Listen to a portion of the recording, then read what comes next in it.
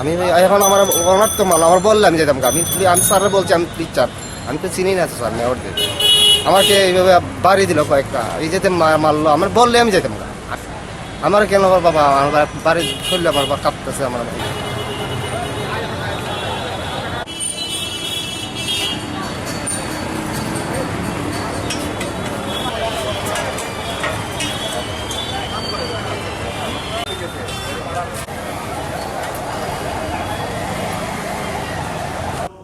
দোকান ওনার ভিতরে ফুটপাত মাঝে রেখে রাস্তার উপরে চেয়ার নিয়ে আর বসে রয়েছেন সব চেয়ারের মানুষ তাহলে মানুষ যাবে কোথায়?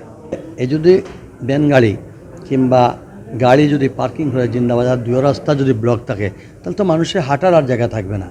তো আমি সবাইকে দৌড়ে দৌড়ে দৌড়ে যাচ্ছি, একটু দমকের সরেও বলছি, এটাও ঠিক দমকের সরে যাচ্ছি, এই এখানে দাঁড়াচ্ছ না। এখন উনি হাতটা দেখেন, আপনি ভালো করে আমার সিসি বুঝে দেখেন, বলা হলো যে আমি ব্যত্যাঘাত করছি।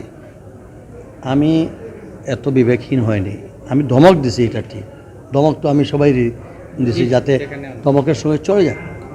আর মোবাইলে একটা হইলেও টিপি দিল, পিছনেরটা দেখা হাত পাতাইছে দেখেন, হাতের মধ্যে ব্যত্যাঘাত পড়ছে। লাঠি তো আমার হাতে লাঠি সবার সময় থাকে, হয় ভয় দেখানো নাই, আমি দমক বলছি, আমি তো বলছি, আমি তো আমার জন্য করি নাই। তার যদি সবাই বলেন যে না না আমি আর করব না, ঠিক আছে, কিন্তু কথা হলো এইভাবে তো মানে জনগণ তার চলাচলের সুবিধা চাইছে, তার রাইট অফ জজ। আপনি ইচ্ছা মতো ফুটপাথ দখল করবেন, ইচ্ছা মতো রাস্তা দখল করবেন, ইচ্ছা মতো আপনি পার্কিং করবেন, কোনো আইন মানবেন না, রিকোয়েস্ট করলে সেটাও শুনবেন না, তো কোথায় যাব?